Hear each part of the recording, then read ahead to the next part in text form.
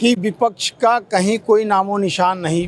भाजपा की सीटें तो कम होंगी। वो अजय राय जी को गिरेगा। धार्मिक उन्माद में ज्यादा बहती है। उनके नेतृत्व पे लोगों को भरोसा भी हुआ था। जिस समय बाबरी मस्जिद को ढहाया जा रहा था और बनारस के धरती पे चुनाव लड़ा और प्रधानमंत्री बन गया, ये बाबा का ही कृपा है। जिस मर्दानगी के साथ लड़ रहा है। लोकसभा चुनाव की बात कर लें तो 19 अप्रैल को प्रथम चरण की वोटिंग होगी। ऐसे में जिन जगहों पर, जिन लोकसभा सीटों पर वोटिंग होने वाली है, आज शाम वहां पर प्रचार प्रसार थम गया। उत्तर प्रदेश की बात कर लें तो उत्तर प्रदेश में भी 8 सीटों पर 19 अप्रैल को वोट डाले जाएंगे। वैसे आज की बात कर लें तो आज एक अलग सियासी तस्वीर देखने को मिली। राहुल गांधी, अखिलेश यादव एक साथ नजर आए और सीधे तौर पर राहुल गांधी ने बड़ा दावा किया है कि अब तो 180 नहीं, भारतीय जनता पार्टी मात्र 150 सीटें जीतने जा रही है। वैसे ये इनके इस दावों में कितना दम, ये तो देश बताएगा, लेकिन फिलहाल बनारस की जनता क्या सोच रही है ये हम उनसे ही बात करेंगे। भैया, चुनाव होने वाले हैं, बनारस में तो 1 जून को वोटिंग होगी, लेकिन अभी बनारस क्या सोच रहा है? देखिए, बसपा ने भी अपना प्रत्याशी घोषित कर दिया। देखिए, हम लोग तो आम जनता हैं और वकालत करते हैं। जब हम लोगों को ये समझ में आ रहा है कि विपक्ष का कहीं कोई नामो निशान नहीं है, ये लोग किस बात की पॉलिटिक्स करते हैं, सपा कांग्रेस, ये गठबंधन वो गठबंधन, इंडिया गठबंधन या जो भी, ये लोग किस मुखालफे में रहते हैं कि हम भाजपा 125 पाएगी या 400 पाएगी, ये कहना एकदम बेईमानी है। अभी का जो समाज, हर जनता एक एक चीज़ पे नज़र रखे हुए है। वो अपना वोट बहुत सोच समझ कर, चाहे मंदिर मुद्दे पर हो जाए, चाहे रोजगारी बेरोजगारी पे हो जाए, एक एक चीज़ पे जनता की करीने से नज़र है। एक एक चीज़ को सोच समझ के वो वोट करेगी। ये लोग अपना ख्याली पुलाव, बड़े पॉलिटिशियन हैं, राष्ट्रीय स्तर के नेता हैं और बोलेंगे क्या भाजपा 125 पे सिमट जाएगी। आम जनता से पूछिए, वो करीब या सरकार तो भाजपा की बनेगी, अब कितनी सीट पाएगी भाजपा ये भगवान जाने। ये तो उनका भी दावा है कि 400 प्लस। हाँ, वो भी 400 का मुखालफा पाले हुए हैं। वो 400 पावें, 370 पावें, 280 पावें, सरकार उनकी तो मतलब जो जनरल सिनेरियो लग रहा है कि भाजपा की सरकार बनेगी। लेकिन ये बड़े पॉलिटिशियन, माननीय अखिलेश यादव जी, माननीय राहुल गांधी जी 125 पे सिमट जाएंगे। अब बड़ा जनता को बेवकूफ़ समझ रखा है। चलिए, आप तो दावा कर रहे हैं कि कहीं ना कहीं राजनेताओं को जनता को बेवकूफ़ बिल्कुल नहीं समझना चाहिए, जबकि जनता ही सब कुछ तय करती है। जनता जनार्दन है। आप बनारस के ही रहने वाले हैं? मैं बनारस का ही रहने वाला हूँ। अच्छा, बहुत बड़ा राजनीतिक अनुभव होगा मुझे लगता है, क्योंकि बनारस के लोगों से बातचीत करके ही पता चलता है। आज राहुल गांधी ने जो दावा किया है 150 सीट का, पहली बात तो ये है कि आपको इस दावे में कितनी सच्चाई लगती है। दूसरी बात कि अगर बनारस की बात कर लें तो बनारस इस समय क्या सोच रहा है तीनों प्रत्याशियों को लेकर?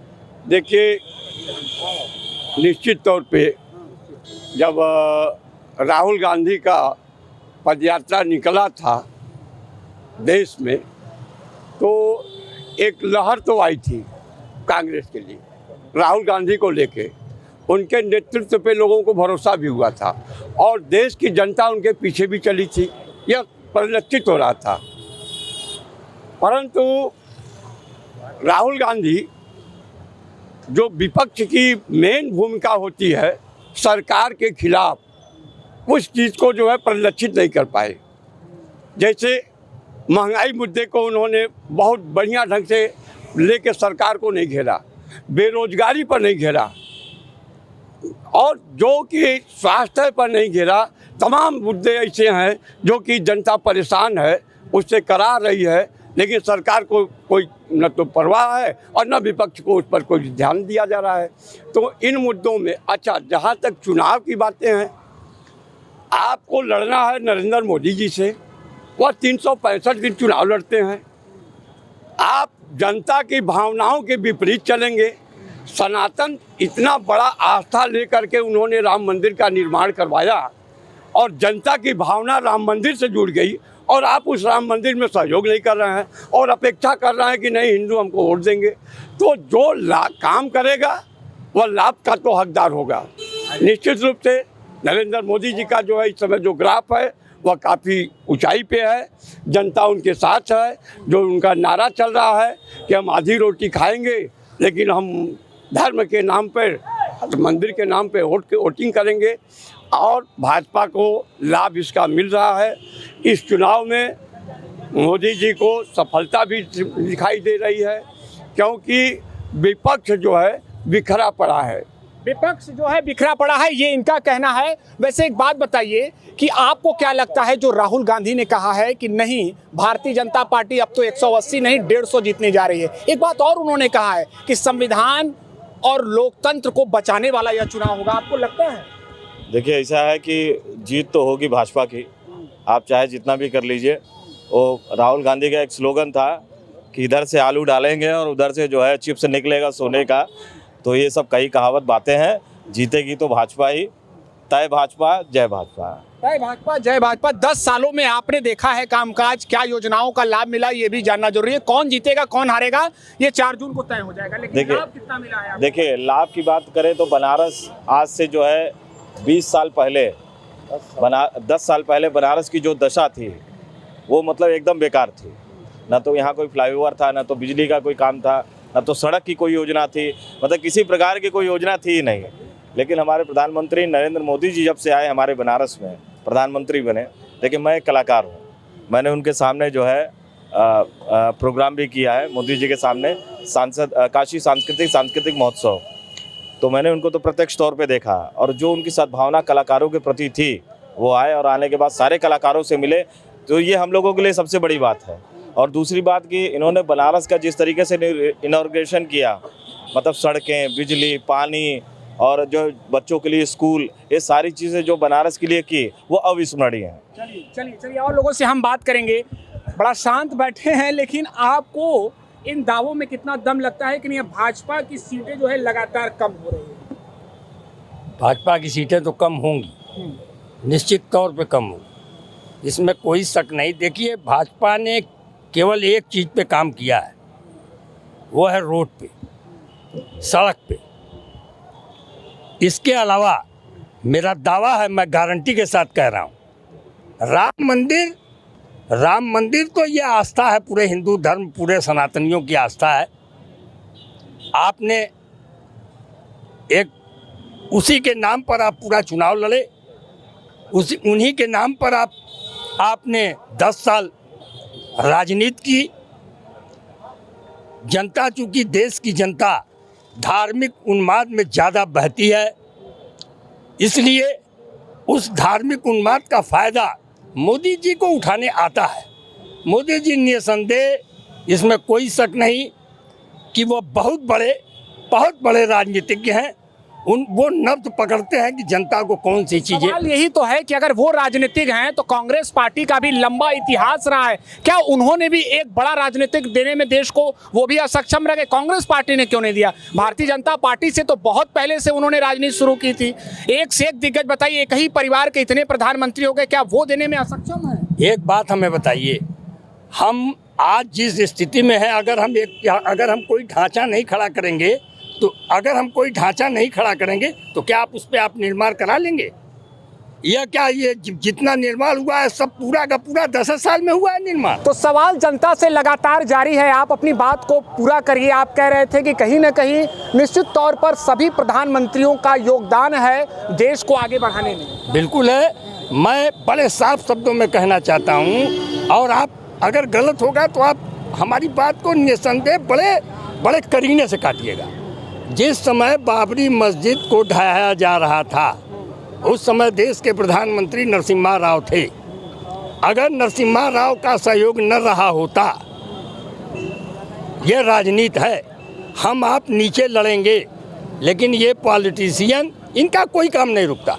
मेरा अनुभव है, मेरी आज 65 साल की आयु में मैं मुझको कहने में भी कोई गुरेज नहीं है कि मैं कांग्रेस का एक वफादार कार्यकर्ता हूँ, सिपाही हूँ, लेकिन इस समय मैं अपने काम से काम रखता हूँ। 10 से 5 गया, अपने परिवार का भरण पोषण करना है, सारी चीज़ों की अपने ऊपर जिम्मेदारी है।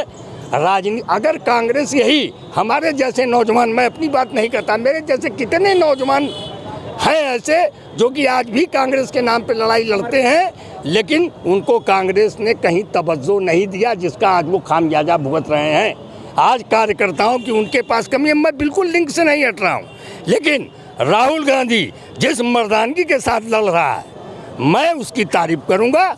और राहुल गांधी के साथ मैं तो देश की जनता से भी अपील करूँगा कि जिस बेबाकी से वह मोदी जी का विरोध कर रहा है और जितनी बातें वो कह रहा है, अगर कोई माई का लाल उस बात को गलत निकाल देगा तो उस दिन मैं कांग्रेस की बात करना छोड़ दूंगा। चलिए बहुत बड़ी बात कही। और एक बात याद रखिएगा, सभी विचारधारा स्वतंत्र रूप से अपनी बात को रखते हैं, वही हमारे लोकतंत्र की ताकत भी है। आप बात ध्यान से सुन रहे थे।